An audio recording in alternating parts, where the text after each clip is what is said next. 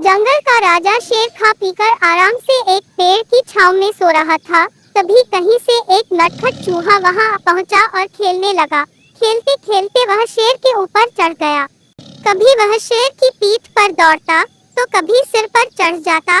कभी वह उसके कान पर झूलता तो कभी पूंछ से खेलता। उसे बड़ा मजा आ रहा है और उसकी उछल कूद बढ़ती जा रही थी। नटखट चूहे की धमा चौकड़ी से शेर की नींद टूट गई। आंख खोलकर उसने देखा कि एक छोटा सा चूहा उसके ऊपर खेल रहा है।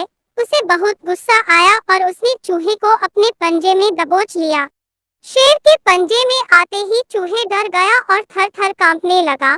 शेर बोला, बदमाश चूहे, तेरी इतनी हिम्मत कि तू जंगल के राजा शेर की नींद में खलल डाले। अब तेरी खैर नहीं, मरने के लिए तैयार हो जा। अब मैं तुझे मारकर खा जाऊंगा। मौत सामने देख चूहा गिड़गिड़ाने लगा। वनराज, मुझे क्षमा कर दे, मुझसे बहुत बड़ी भूल हो गई। मुझ जैसे छोटे से प्राणी को खाकर आपको क्या मिलेगा? आपका पेट तो भर नहीं पाएगा। कृपा कर मुझे छोड़ दीजिए। अवसर आने पर मैं अवश्य आपके काम आऊंगा। चूहे की बात सुनकर शेर हंसने लगा और बोला, मैं जंगल का राजा हूँ, मुझसे बलशाली इस पूरे जंगल में कोई नहीं। तू छोटा सा चूहा मेरे क्या काम आएगा? लेकिन फिर भी मैं दया करके तुझे प्राणदान देता हूँ। मेरी नजरों से दूर हो जा और आइंदा कभी मेरी नींद में खलल मत डालना। चूहा धन्यवाद कहकर वहाँ से चला गया। कुछ दिन बीते। एक दिन शेर जंगल में शिकार के लिए घूम रहा था कि वह शिकारी द्वारा बिछाए जाल में फंस गया। उसने बहुत प्रयत्न किया किंतु जाल से बाहर नहीं आ पाया। वह मदद के लिए दहाड़ने लगा।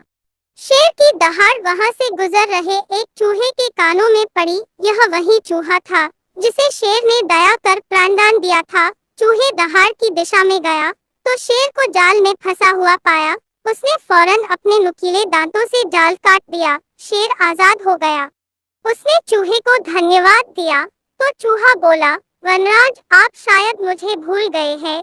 मैं वही चूहा हूँ जिसे अपने प्राणदान दिया था। मैंने आपको कहा था कि किसी दिन मैं अवश्य आपके काम आऊंगा। देखिए, आज मैं आपके काम आ ही गया। शेर को वह दिन याद आ गया और उस दिन की अपनी सोच पर बहुत पछतावा हुआ कि जिस चूहे को उसने तुच्छ समझा था, उसी की सहायता से वह शिकारी से बच पाया है। सीख 1. बाहरी स्वरूप देखकर किसी की योग्यता का आंकलन नहीं करना चाहिए। 2. उपकार कभी व्यर्थ नहीं जाता, किसी न किसी रूप में उसका फल अवश्य प्राप्त होता है।